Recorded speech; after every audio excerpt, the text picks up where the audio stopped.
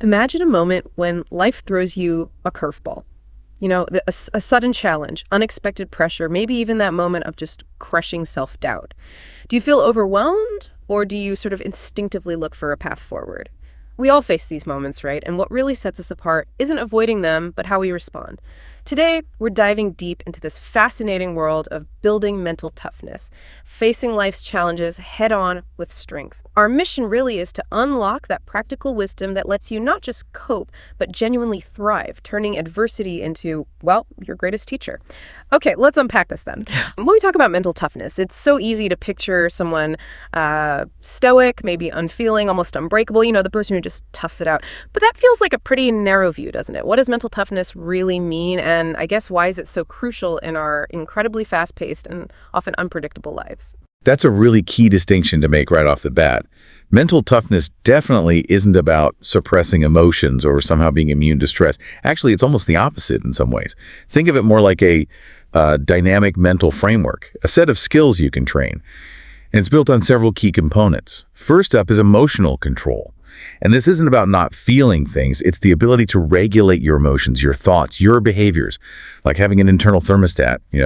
It helps you stay calm under pressure, which leads to clear thinking, better decisions. It's about managing, not just stuffing down your feelings. Okay, so managing the internal chaos, not pretending it isn't there. That makes sense. What else is part of this framework? Exactly. Then you've got commitment. This is that deep dedication, the thing that fuels your persistence toward those long-term goals. It acts like an anchor, really. Keeps you steady through storms and setbacks. It's not just being stubborn, it's a conscious choice to stick with your purpose, even when it gets hard.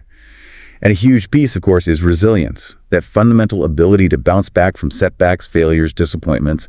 It means understanding deep down that these things are temporary. They're a natural part of growth. It lets you recover without totally losing your confidence or focus. Falling down is part of learning to walk, right? Yeah, definitely. And I often think of confidence as something that comes after you've been mentally tough, but you're listing it as a core component. How does that fit in? Absolutely, it's foundational. Confidence here, we're not talking arrogance at all. It's a realistic, positive view of your own abilities. It's a stable kind of trust in your capabilities, in your judgment, that doesn't just evaporate under pressure or when someone criticizes you. It's a quiet knowing. And then, really crucially, there's adaptability. This means being genuinely open to change, open to new ideas, being able to adjust your approach or your thinking when things don't go as planned. It ensures you stay determined even when the circumstances shift dramatically around you. And finally, maybe the most foundational piece of all is self-awareness. Just having a clear understanding of your own strengths, your weaknesses, your emotions, your typical thought patterns. This lets you navigate challenges with clarity, make decisions that actually align with your values. It's about knowing your internal landscape. Wow, okay, so it's just a really intricate dance then between managing your inner world, staying committed, bouncing back, believing in yourself, and being flexible. It reminds me, doesn't some research sort of categorize these traits quite neatly? It does, yeah. Building on these qualities, some research, especially coming out of sport and performance psychology, often groups them into what they call the 4 C's. So there's confidence, that realistic self-belief we talked about, control, specifically emotional control, and also the belief that you can actually influence outcomes, commitment, that dedication to your long-term goals, and viewing challenge itself as an opportunity for growth, not just a threat to avoid. This last C, challenge, is really important. It highlights how mentally tough people tend to see obstacles as, well, pathways for development, not just reasons to quit. And this isn't just about, feeling good about yourself. There's real tangible evidence of its impact, like academic research. And here's where it gets really interesting. Angela Duckworth's work on grit. That term is often used pretty interchangeably with mental toughness. Her research shows grit is a powerful predictor of success, sometimes even more so than raw intelligence. We're talking about that sustained passion and perseverance for long-term goals. Think about it. Her work with West Point cadets showed the ones scoring highest on grit were significantly more likely to make it through that incredibly tough training, or Ivy League students with more grit getting higher GPAs, even if their SAT scores were lower. What's fascinating is that Duckworth's work really emphasizes that this grit, this passion and perseverance, it isn't just something you're born with, it's trainable. It implies mental toughness is built through consistent, deliberate effort. Absolutely. And the real-world ripple effects of cultivating this kind of mental toughness are, well, they're profound. They go way beyond just doing well at work or school. You'll find you have increased motivation because you stay committed even when progress feels slow. You'll likely experience much better stress management. Instead of feeling completely overwhelmed, you approach problems with a calmer, more focused mind. And that naturally translates into improved decision-making, better discretion. You can weigh options more clearly, assess risks more accurately. Your choices become based more on logic than just, emotional knee-jerk reactions. Ultimately, it enhances performance in pretty much any endeavor, work, sports, personal projects. And it can even significantly strengthen your personal relationships through better communication, setting clearer boundaries, and just having a more stable emotional presence for people. And if we connect this to the bigger picture, building mental toughness isn't just about what you do. Fundamentally, it's about how you think and how you perceive the challenges you face. It's about shifting that internal narrative, moving away from feeling like a victim towards being a resilient agent in your own life. One of the most foundational principles here actually comes from Stoic philosophy, which is surprisingly relevant today. It's the idea of distinguishing between what you can and cannot control.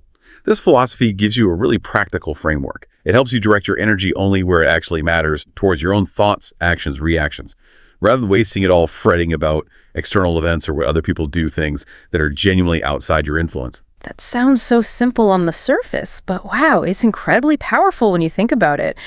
So much of our anxiety comes from exactly that, trying to control the uncontrollable.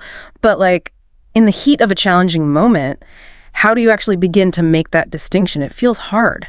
It definitely takes conscious practice. It's not automatic at first. But here's a simple exercise you can try. Each morning, maybe just take a minute to quickly jot down one thing that's within your direct control. For instance, if your career feels shaky, you can control updating your resume or learning a new skill. That's in your hands. And then write down one thing that's outside your control, like whether the entire industry recovers. That's not up to you. You'll find that just the act of identifying what is and isn't yours to manage immediately cuts through a layer of mental clutter and anxiety. It allows you to focus your precious energy solely on what you can actually change. And this ties right into the next point, reframing your failures as feedback. Instead of seeing setbacks as proofs that you're inadequate, you start to see them as these powerful, personalized opportunities to learn, grow, and get better. Okay, so if that job interview didn't pan out, instead of the immediate thought being, I'm not good enough, it shifts to, okay, what can I learn from this process? But when it feels like a real punch to the gut, how do you actually start that reframing process? That takes effort, right? Oh, absolutely. It's a mental muscle you have to build over time. The trick is to interrupt that immediate self-judgment. So instead of letting that thought, I'm not good enough, take root and spiral, you pivot straight to a question. What specific information did I gain here? Was it my examples, my resume, my delivery? Ask specific questions. Similarly, if you get negative feedback from your boss, instead of immediately getting defensive, which is natural, try to pause. Review it to identify specific actionable concerns. Maybe it's time management, maybe communication style. Focus on those. This really transforms that emotional pain into useful data points. And this mindset is deeply connected to another Stoic idea, viewing obstacles as opportunities. Every challenge you face isn't just a barrier blocking your path. It's actually an avenue for practicing virtues, for strengthening your resolve, for ultimately growing stronger. So you consciously ask yourself, what can this teach me about myself? How can this situation help me become more resilient or more adaptable? And here's another technique. Sounds a bit counterintuitive, but it's incredibly powerful. Practice negative visualization. Now, this isn't about dwelling on negativity or being pessimistic. It's about intentionally imagining worst-case scenarios, but in a controlled, mindful way. The purpose is kind of twofold. One, it helps reduce anxiety about the future because you've sort of mentally rehearsed challenges. Maybe more importantly, it fosters this deep appreciation for what you have right now, in the present moment. If you periodically spend just a few minutes visualizing losing something you cherish, maybe a relationship, your health, your home, it makes you profoundly grateful for its presence in your life today. This mental prep can help you cope better when life inevitably throws you those unexpected turns, and it cultivates a deeper, more resilient kind of gratitude. And finally, related to all this, embrace discomfort. Just like muscles grow stronger with resistance, your mind gets tougher by occasionally, intentionally pushing beyond your comfort zone. Right, so it's not about avoiding friction altogether, but consciously seeking out the right kind of friction. The kind that strengthens your resolve, helps you build up those mental calluses, so to speak. Precisely. You choose one small discomfort to face each week. It doesn't have to be huge. It could be something as simple as taking a cold shower for just a minute, or maybe skipping your morning coffee for one day. or intentionally taking the stairs instead of the elevator. Small things. These small, intentional acts of embracing discomfort, they build this quiet confidence in your capacity to endure. They expand your psychological flexibility over time. Okay, so we've talked a lot about these internal shifts, how you think, how you perceive things, very powerful. But what about the actual, muscle building? How do we translate these mindsets into tangible, repeatable actions in our daily lives? It feels like mental toughness isn't just some grand philosophy floating out there, but really a collection of practical habits we can weave into our routines, making us stronger one small step at a time. That's absolutely right. It really boils down to consistency and intentionality.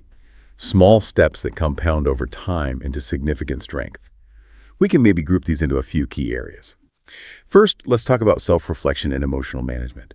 It's so vital here to name and process your feelings. Don't try to just power through difficult emotions like fear, embarrassment, or anger. Be honest with yourself about what you're truly feeling. Maybe write these feelings down in a journal that's particularly powerful for gaining some distance and clarity. Or you could record a voice memo. Or just talk to a trusted friend who will listen without judgment. This active processing, rather than suppression, is what helps you understand and regulate them effectively. And connected directly to this is practicing mindfulness and presence.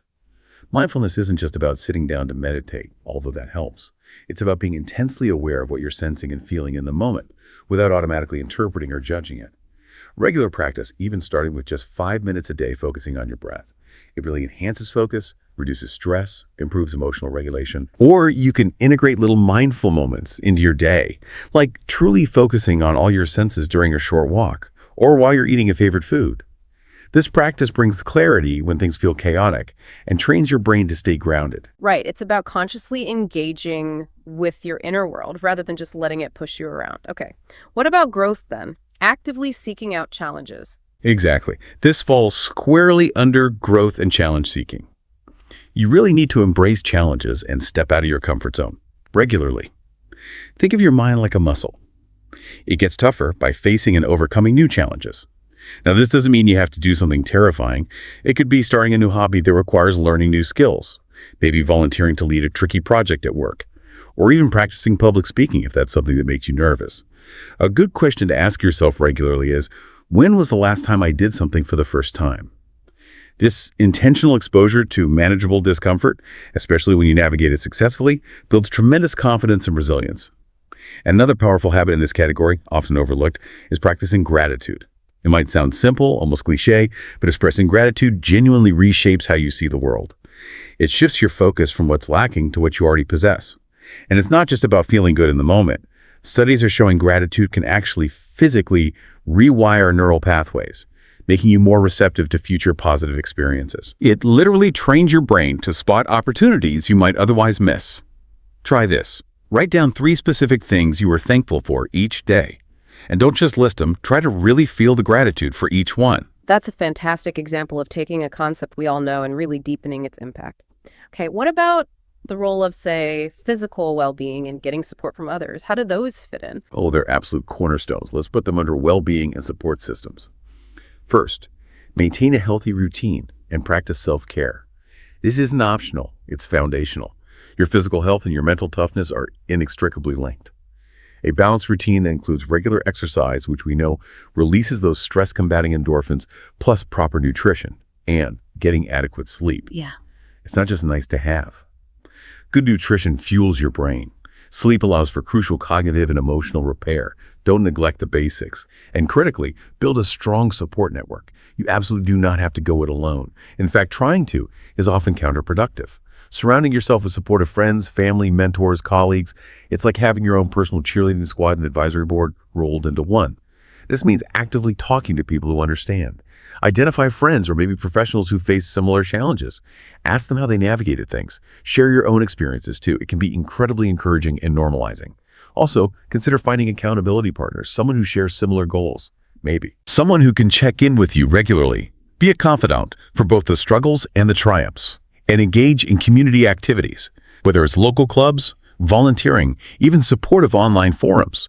This builds a sense of belonging, which provides crucial support and camaraderie. And remember this, asking for help is not a sign of weakness. It's a clear indication of courageous self-care. It's also a beautiful opportunity for people who care about you to show up for you. It's truly a sign of strength to know when you need to lean on others. That makes perfect sense. We aren't islands. And okay, for those moments when you inevitably do start comparing yourself to others, maybe scrolling online, feeling like you're falling behind, how do you handle that comparison trap? Yes, the comparison trap. That's when you absolutely must learn to avoid comparison or at least manage it fiercely. When your career or your life feels a bit off track, it's incredibly easy, especially with social media, to compare your behind-the-scenes struggles to someone else's curated highlight reel. Remember, people mostly share their wins. They tend to omit the struggles, the rejections, the messy parts. So if you find that comparison consistently makes you feel worse, you need to set strict limits. Maybe take a break from the specific platforms that trigger those feelings and actively replace that scrolling time with something that genuinely makes you feel better, more empowered, more focused on your own path. Instead of looking outwards, look inwards and celebrate your small wins. Recognizing your own progress, no matter how minor it seems, is incredibly motivating. It builds genuine earned confidence from the ground up. Make a habit of tracking your wins. Maybe just jot down what you accomplish each day. Could be finishing a task you've been putting off. Could be asking someone for advice and actually using it. Could simply be showing up for yourself on a really tough day. That counts. Over time, this builds significant momentum and reinforces a positive, realistic self-perception. And finally, related to all this, consciously develop a positive mindset and self-talk. Actively challenge those negative automatic thoughts. Replace them with optimistic yet still realistic affirmations or reframes. For example, replace "I can't do this" with "Okay, I'll try my best and learn from the process, whatever happens." Right. And also learn to handle criticism constructively. Develop a process for filtering feedback. Take what's genuinely useful for growth, learn from it, and try to let go of the rest of the unhelpful or overly harsh parts. Don't become defensive, but also don't let it completely undermine your confidence. It's about extracting the wisdom without absorbing the sting, if that makes sense. It really does. So what we've uncovered here is that mental toughness isn't some rare magical trait you're either born with or not. It's truly a dynamic, learnable skill. It's built through these conscious mindset shifts like focusing your energy squarely on what you can control, reframing failures not as dead ends but as powerful feedback, and seeing every obstacle as, a tailor-made opportunity for growth. And then it's cemented, made real by consistent daily habits. Everything from naming your feelings and practicing that deep mindfulness to actively embracing challenges, building your support network, and celebrating every single win no matter how small it seems. This whole deep dive really shows us that consistency and intentionality applied day after day, those are truly your secret superpowers here. Absolutely. And remember, you have within you more than any single challenge requires. You really do. So what if you stopped viewing life's inevitable challenges as just obstacles to somehow overcome or just endure?